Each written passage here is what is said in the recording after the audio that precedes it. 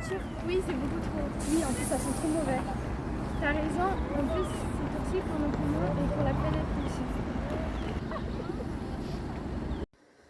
D'après l'Agence européenne pour l'environnement, dans l'Union européenne, 71,7% des émissions de gaz à effet de serre dues au secteur du transport proviennent du transport routier.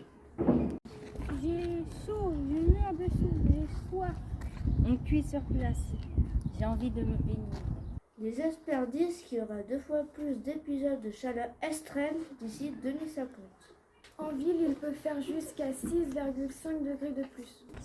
T'entends, on n'entend que des voitures. Ouais, c'est bon, on n'entend même pas les oiseaux. C'est dommage. À la campagne, on s'entend plus. Aujourd'hui, la biodiversité diminue à cause des constructions, de la pollution et du changement climatique. D'après le programme Stock, le nombre d'oiseaux communs en ville a baissé de 28% depuis 1989. Et d'après un rapport de 2016 de IPBES, 37% des espèces d'abeilles et 31% des espèces de papillons sont en déclin. Pourquoi on va construire une mini-forêt? Alors, l'idée d'installer une mini-forêt dans notre cour d'école est partie du constat qu'on avait une cour entièrement bétonnée et quasiment aucune nature dans l'école. Comment est venue cette idée?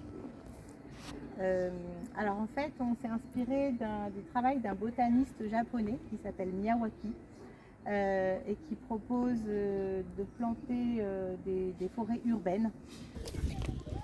D'où viennent les arbres qui ont été plantés? Alors tous ces arbres-là, déjà à la base, en fait, on a fait le choix de prendre des essences locales, c'est-à-dire des arbres que l'on retrouve un peu partout dans la nature. C'est pas des arbres exotiques. Combien y a-t-il d'espèces aujourd'hui? On va dire qu'il y a à peu près une vingtaine d'espèces d'arbres. Alors ça va de l'arbre par exemple comme les chênes, les merisiers, qui sont des arbres ce qu'on appelle des arbres de haut jet, donc des grands arbres. Et après il y a des arbres qu'on appelle de sous-étage, comme les noisetiers, comme les fusains, des arbres comme ça. Que pensez-vous de la mini-forêt? Je pense que la mini-forêt, c'est un lieu de détente pour les enfants. On pense qu'elle apportera de l'ombre cet été. Est-ce que vous avez fait des jeux ou des constructions à l'intérieur de la mini-forêt? Non, nous n'avons pas fait de jeu, mais on avait installé des constructions comme des nichoirs, un tunnel à hérisson, une cabane à insectes, mais ils ont été enlevés. Et bientôt, on va remettre tout ça en place et refaire des petits chemins en bois.